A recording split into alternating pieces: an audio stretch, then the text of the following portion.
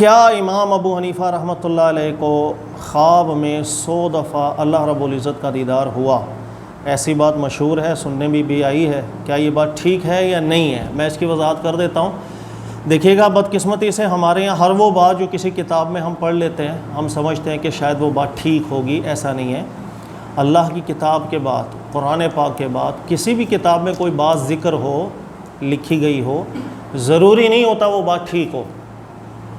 وہ غلط بھی ہو سکتی ہے۔ جیسے حدیث کی کتابیں ہیں، حدیث کی کتابوں میں ہر آنے والی حدیث ٹھیک نہیں ہوتی ہے، دیکھا جاتا ہے وہ بات ٹھیک ہے، وہ بات غلط ہے، ثابت ہے یا نہیں ہے۔ اسی طریقے سے ہر ایک بات جو تفسیر کی کتابوں میں لکھی گئی ہو، ضروری نہیں ہے وہ ٹھیک ہو، اس میں ٹھیک باتیں بھی ہوتی ہیں، غلط باتیں بھی ہوتی ہیں، اس کو دیکھا جاتا ہے۔ اسی طرح ہر وہ بات جو کسی کی فضیلت کے اندر کتابوں میں آ جائے، دیکھا جاتا ہے وہ بات ٹھیک ہے، ثابت ہے یا نہیں ہے۔ اور ہمارے یہاں ہر وہ بات جو کسی کتاب میں ذکر ہو گئی ہم اس کو نقل کر دیتے ہیں، ایسا نہیں کرنا چاہیے۔ ہمیں تحقیق کرنی چاہیے، کسی بھی بات کا ثبوت ہے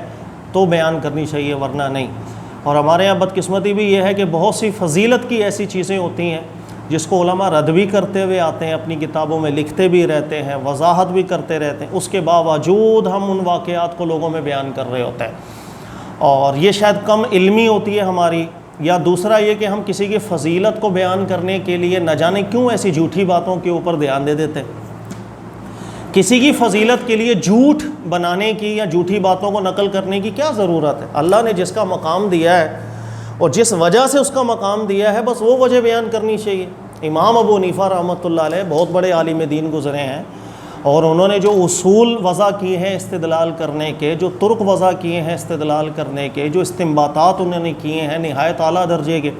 ہم آج بھی صدیوں بعد بھی ان کی تحقیقات کو پڑھتے ہیں، ان کے استدلالات کو پڑھتے ہیں، تو چاہے ابتدا میں بہت سے مسائل ایسے ہوتے ہیں جو سمجھ میں نہیں آ رہے ہوتے، لیکن جس وقت آشکار ہوتا ہے، منکشف ہوتا ہے، ان کی استدلال پتہ چل جاتا ہے، تو آج بھی عقل دھنگ رہ جاتی ہے کہ ایک شخص جو ہے اللہ تعالیٰ نے اس کو کتنی ذہانت دی اور کتنا علم دیا کہ اس کا کمال درجے کا استدلال تھا، اور ان کے علم ہی کی فضیلت جو ہے پوری دنیا کے اندر رائج ہے، لوگ ان کے لیے دعا بھی کرتے ہیں، ان کے استدلالات جو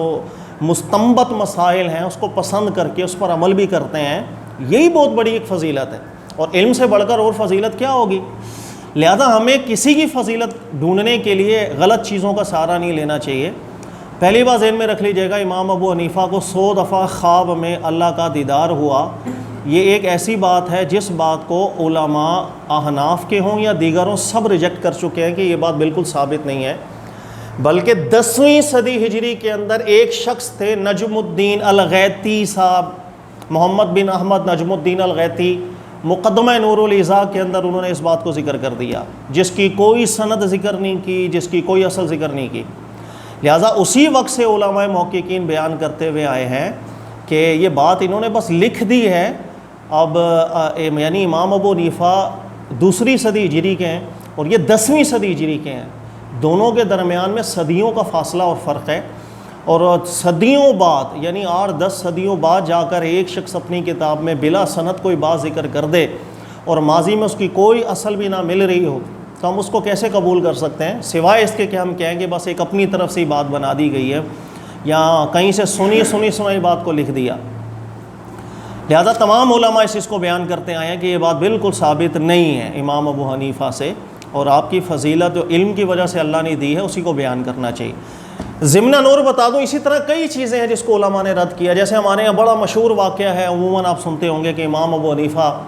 ایک دفعہ مکہ گئے تو کعبہ شریف کے اندر جانے کا آپ کو موقع ملا، وہاں آپ ایک پاؤں پر کھڑے ہو گئے اور آپ نے قرآن پاک کو پڑھا، پھر دوسری رکعت میں آپ الٹے پاؤں پہ کھڑے ہو گئے تو پھر آپ نے قرآن پاک پڑھا۔ حالانکہ یہ واقعہ جو ہے علامہ شامی نے بھی ذکر کیا، ذکر کرنے کے بعد کا بالکل سنت کے مخالف واقعہ، اس کی کوئی اصل نہیں ہے، لوگوں نے اپنی طرف سے بنا دیا۔ تو لیکن ہمارے یہاں یہ بھی بڑا بیان ہوتا ہے تقریروں کے اندر فضیلت بیان کرتے ہوئے، تو ہمیں فضیلت بیان کرنے کے لیے کچی باتوں کا سہارا نہیں لینا چاہیے، مضبوط باتوں کا ہی سہارا لینا چاہیے۔ فضیلت اسی چیز سے ثابت ہوتی ہے جس چیز کی فضیلت اللہ نے رکھی ہے، بیان کی ہے، اپنی طرف سے جھوٹے واقعات بنا کر کے کسی کی فضیلت تلاش نہیں کرنی چاہیے۔ مختصر یہ ہے کہ امام ابو حنیفہ کی جانب جو یہ منسوب واقعہ ہے، نجم الدین غیتی صاحب نے 1981 میں 10ویں صدی ہجری کے اندر اس بات کو سب سے پہلے ذکر کیا، علماء اس کو رد کرتے آئے ہیں، کہ اس واقعے کی کوئی اصل نہیں ہے، لیکن ہمارے یہاں مشہور ہے۔ اللہ تعالیٰ سمجھنے کی توفیق دے اور کچی باتوں سے اپنے آپ کو محفوظ رکھنے کی بھی اللہ توفیق دے۔ جزاک اللہ خیر۔